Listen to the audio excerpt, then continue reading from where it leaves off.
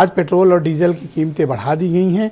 इसका आम जनता ने किस प्रकार से प्रतिक्रिया दी और लोगों के बीच किस तरह की चर्चाएं रही? देखिए, सिद्धार्थ जी की बात ये सही है कि ये 3 रुपया अभी बहुत प्रारंभिक है और ये 15 रुपया तक प्रति लीटर दाम बढ़ सकता है, क्योंकि तेल कंपनियां इससे असहमत हैं और वो चाहती हैं कि एक बार में 10 रुपया कम से कम बढ़ाया जाए। तो महंगाई की मार तो तेज़ी से चलेगी, क्योंकि पेट्रोल डीजल से ही फैक्ट्रियां चलती हैं, वाहन चलते हैं, माल की ढुलाई होती है, रेल चलती है, देश के वाहन चलते हैं। सवेरे जो लोग चाय समोसा पकौड़ी खाने के शौकीन हैं उन पर भी महंगाई की मार पड़ेगी। और अब वो समोसा जो 15 रुपए का था वो 25 रुपए का हो जाएगा।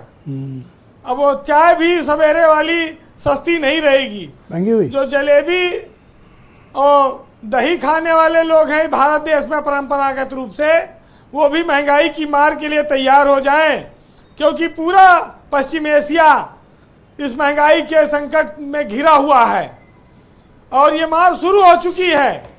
अभी रुपया जो है 95 रुपया 80 पैसा पे पहुंचा है डॉलर, और अभी शतक लगाने के करीब है। डीजल भी 95 रुपया पार किया है, वो भी शतक के करीब है। तो यानी कि 100 पे ये सब पहुंच जाएंगे।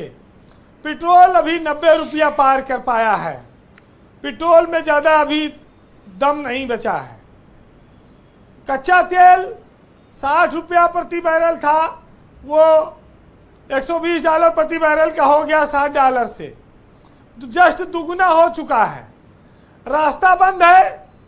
ब्रजेश जी जब मुंह में ताला लगा देगा तो पेट में खड़बड़ी मचेगी, खाना मिलेगा नहीं। वही हाल हॉर्मुज बंद है, नीचे जो देश बैठे हैं वो भूखों मरने की नौबत आ जाएगी। चाहे पाकिस्तान हो, चाहे भारत है, चाहे फिलीपींस है, श्रीलंका है, कंबोडिया है, थाईलैंड है, सबको जिनके पास तेल नहीं उत्पादन है, गैस उत्पादन नहीं है, वो तो मर जाएंगे। भारत तो अपने आप को बचाए भी लेगा। यहाँ तो राम राम कह के 10 दिन भूखा रह सके थे, भजन मंडली इकट्ठा कर ली हैं।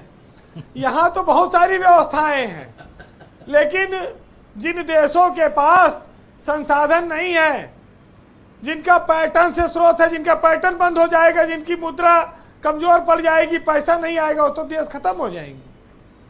भारत तो बहुत विविधताओं वाला देश रहा है। और अभी चीन का जहाज उसने गुजरने दिया हॉर्मुज से, और भारत के जहाज को मार दिया एक जहाज। ये कैसे दोस्त है हमारे ईरान के लोग? अब पता ही नहीं लग रहा है किसने हमारे जहाज को मारा।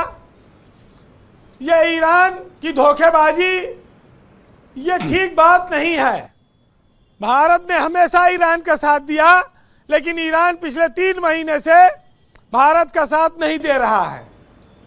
चाइना का साथ तो वो दे रहा है, वो भेदभाव कर रहा है। अब समस्या इस बात की है कि प्रधानमंत्री की अपील रील बनाने का साधन बन गई। कोई रिक्शम रील बना रहा है, कोई साइकिल में बना रहा है, कोई पैदल बना रहा है। एक मंत्री जी को देखा टेम्पू से चल रहे थे, वो रोज टेम्पू से चलेंगे या सिर्फ रील के लिए एक दिन के लिए टेम्पू पे आए थे? प्रधानमंत्री की अपील पर उन्होंने ऑटो रिक्शा बुक किया था। और साइडो आगे बैठा ड्राइवर के साथ, और मंत्री जी पीछे अकेले बैठे, 3 आदमी सवारी पर अकेले। तो रोज इसी से चल रहे हैं या फिर सिर्फ एक दिन के लिए? नहीं, आज कोई फोटो नहीं आई है, कल ही आई थी।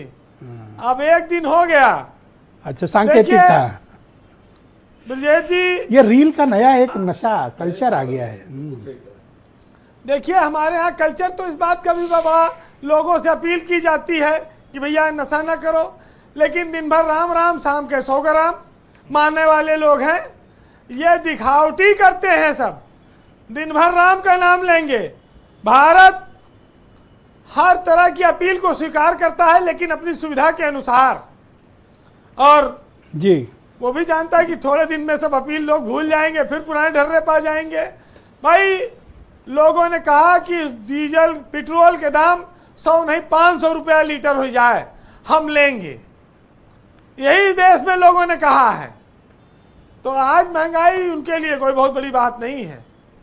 इस देश में, इस दुनिया में दो तरह का वर्ग है, जो इस महंगाई में भी कार खरीदेगा, शॉपिंग करेगा, होटल रेस्टोरेंट में 5 सितारा में खाएगा, घूमेगा, और एक वो वर्ग है जो हर छोटी महंगाई पर, दाल सब्जी खरीदने पर भी चिल्लाता रहा है, चिल्लाता रहेगा। ये व्यवस्था आज नहीं सदियों से चली आई है, लेकिन संकट सबसे बड़ी बात यह है कि ऐसा है कि हमारी वजह से नहीं है, कोरोना प्रकृति की वजह से था, लेकिन ये संकट मानव निर्मित है और राष्ट्रों के अहंकार का परिचायक है। तो इसके अलावा इस संकट में कुछ नहीं है। आज इस युद्ध ने दुनिया को महंगाई की आग में ढकेल दिया है, आर्थिक मंदी की ओर ढकेल दिया है। व्यापार बंद होंगे, गाड़ियां नहीं बिकेंगी, होटल बंद होंगे, बड़े उद्योग फैक्ट्रियां बंद होंगी, नौकरियां जाएंगी, लोगों को खाने पीने का संकट पैदा होगा। अभी तो ये शुरुआत है। वैसे हमारा देश बड़ा विचित्र है ब्रजेश जी, वो भरपूर रहने पर भी अनुशासन नहीं मानता है, और जब संकट आ जाता है तब तो वैसे अनुशासन नहीं मानता। कोरोना को लोगों ने उत्सव बनाया, जब लाखों लोग मरे, कोई पकौड़ा का विजुअल डाल रहा है फेसबुक पे, तो कोई अपने घर में भौरी भाटा लगा रहा है, मीट बना रहा है, कोई स्वीट डिश बनवा रहा है, ये भी लोगों ने किया। जबकि इस देश में लोग पैदल चले, लोगों को खाने के लिए पूड़ी के भंडारे लगवाने पड़े, दवाइयाँ देनी पड़ी, दो तरह की स्थितियां हम लोगों ने देखी। तो आप इस बात से सहमत होंगे? जी, कंक्लूड करें प्लीज। और हमारे यहाँ ये जो इलेक्ट्रिक व्हीकल है, जो बैटरी चालित हैं, अब इन पर लोगों को जोर देना होगा, जाना होगा। 2 साल से कह रहे थे, तब ये सुन नहीं रहे थे मेरी, अब ये खुद अपील कर रहे हैं कि ईवी का इस्तेमाल करो। यही वीरेंद्र सिंह जी मान नहीं रहे थे। ये नहीं, समस्या इस बात की है कि आपने तो खरीद लिया है, लेकिन नई खरीदने के लिए बड़ा टाइम लगेगा लोगों को। अभी तो गैस चूल्हा पहले खरीद लें, जो बिजली वाला चूल्हा था।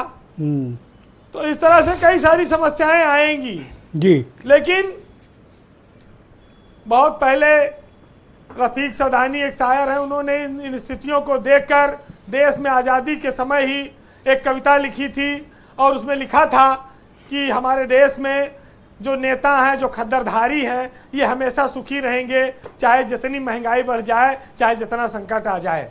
उसी पर आज 4 लाइन आप सुनिए कि ई महंगाई, ई बेकारी और नफरत के फैली बीमारी, और दुखी राहत है जनता सारी, और बिकी जात बाय लोटा थारी, और जियो बहादुर खद्दरधारी।